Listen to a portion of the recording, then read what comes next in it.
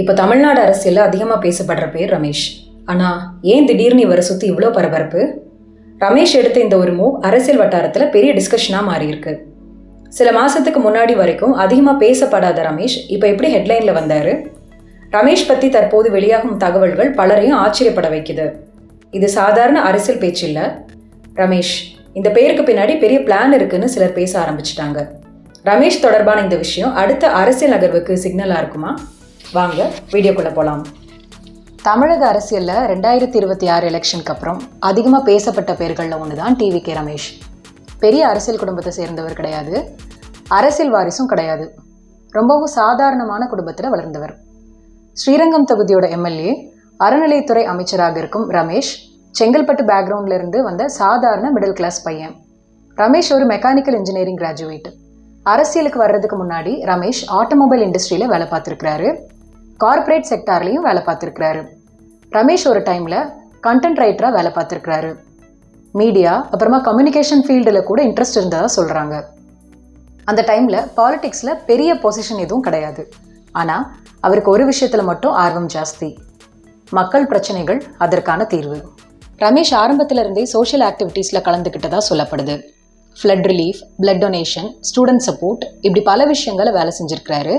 இதனால் அவங்க ஏரியாவில் அவருக்கு நல்ல பேர் கிடச்சிருக்கு. ரமேஷை பற்றி தெரிஞ்சவங்க அவர் பவர் இல்லாமையே மக்களுக்கு உதவணும்னு நினைக்கிற பர்சன்னு சொல்கிறாங்க. தமிழ்நாட்டில் விஜய்க்கு இருந்த ஃபேன் பேஸ் பற்றி சொல்ல தேவையில்லை. விஜயோட மக்கள் இயக்கத்தோடு தான் ரமேஷோட ஜேர்னியும் ஸ்டார்ட் ஆச்சு. ரமேஷ்க்கு விஜய் மேலே இருந்தது வெறும் ஃபேன் ஃபீலிங் மட்டும் இல்லை. விஜய் அரசியலுக்கு வரணும்னு பல வருஷமாக ஆசைப்பட்டவங்கள ரமேஷும் ஒருத்தர்.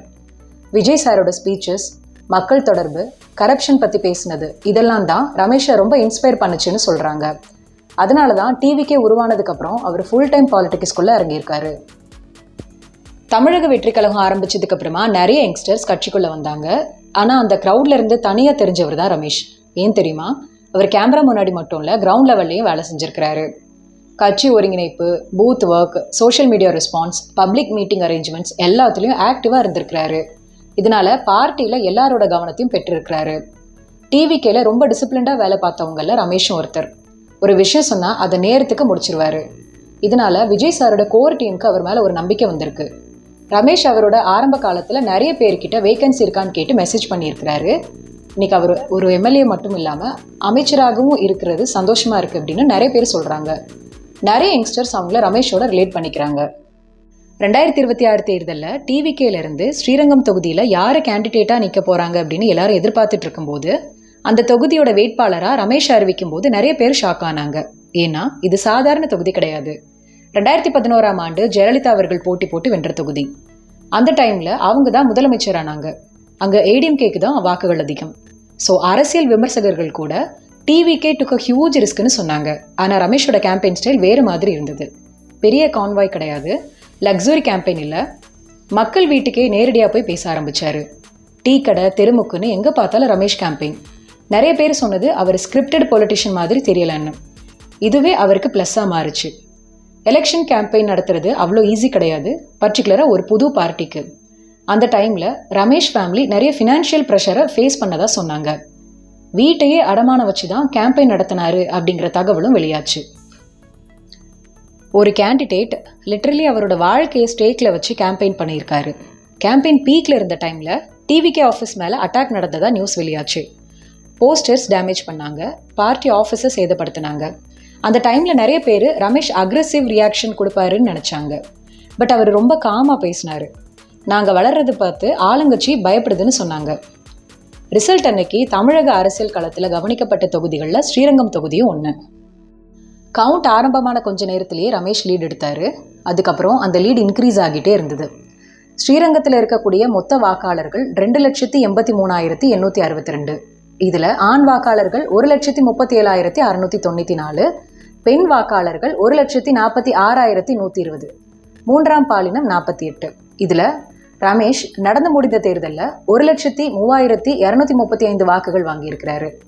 33,000க்கும் அதிகமான ஓட் மார்ஜினில் அந்த தொகுதியில் ஜெயிச்சார். 2011 ஜெயலலிதா அவர்கள் 1,05,328 வாக்குகள் வாங்கியிருந்தாங்க. கிட்டத்தட்ட ரமேஷ்க்கும் ஜெயலலிதா அம்மாவுக்கும் 2,000 வாக்குகள் மட்டும்தான் வித்தியாசம். எலெக்ஷனில் ஜெயிச்சு சிஎம்மாக விஜய் அவர்கள் பொறுப்பேற்றுக்கிட்டதுக்கப்புறம் ரமேஷ்க்கு அமைச்சர் பதவி கொடுக்கப்பட்டது. இந்த டெசிஷன் சோஷியல் மீடியாவில் ரொம்ப பெரிய டிஸ்கஷன் ஆச்சு. சிலர் கேஸ்ட் பார்த்து அந்த டிபார்ட்மெண்ட்டை கொடுத்துருக்காங்கன்னு சொன்னாங்க. சிலர் யங்ஸ்டர்ஸ்க்கு இந்த வாய்ப்பு கொடுத்துருக்காங்க, அவங்களுக்கு என்ன தெரிய போகுதுன்னு சொன்னாங்க. பட் டிவிகேல நிறைய பேர் அவரோட வெற்றியை தன்னோட வெற்றியாக கொண்டாடினாங்க. ரமேஷ் எம்எல்ஏவாக பொறுப்பேற்றுக்கிட்டதுக்கு அப்புறமா இன்ஸ்பெக்ஷன் நடத்த ஆரம்பித்தார். கவர்மெண்ட் ஹாஸ்பிட்டலுக்கு இன்ஸ்பெக்ஷன் போன அவர் பேஷண்ட்ஸ் கிட்ட டைரெக்டாகவே அவங்களோட குறைகளை கேட்டு வீல் சேர் சர்வீஸுக்கே காசு கேட்குறாங்கன்னு கம்ப்ளைண்ட் வந்ததும் ஆக்ஷன் எடுத்தார். ஒரு காலத்தில் வேலை தேடி மெசேஜ் அனுப்பிச்ச ஒரு யங்ஸ்டர் தமிழக அமைச்சராக உயர்ந்திருக்கிறாரு. இதுதான் டிவிகே ரமேஷோட ஜேர்னி. ஒரு சாதாரணமான குடும்பத்தில் இருந்து அரசியலை நுழைஞ்சு இப்போ அமைச்சரான கதையை பற்றி நீங்கள் என்ன நினைக்கிறீங்கன்னு கமெண்ட்ஸில் சொல்லுங்கள். தமிழகத்தில் நடக்கிற அரசியல் நிகழ்வுகளை பற்றி தெரிஞ்சுக்கிறதுக்காக நம்மளோட சேனலை லைக் பண்ணுங்கள், ஷேர் பண்ணுங்கள், சப்ஸ்கிரைப் பண்ணுங்கள், பக்கத்தில் இருக்கிற பெல் பட்டனை ப்ரெஸ் பண்ணுங்கள்.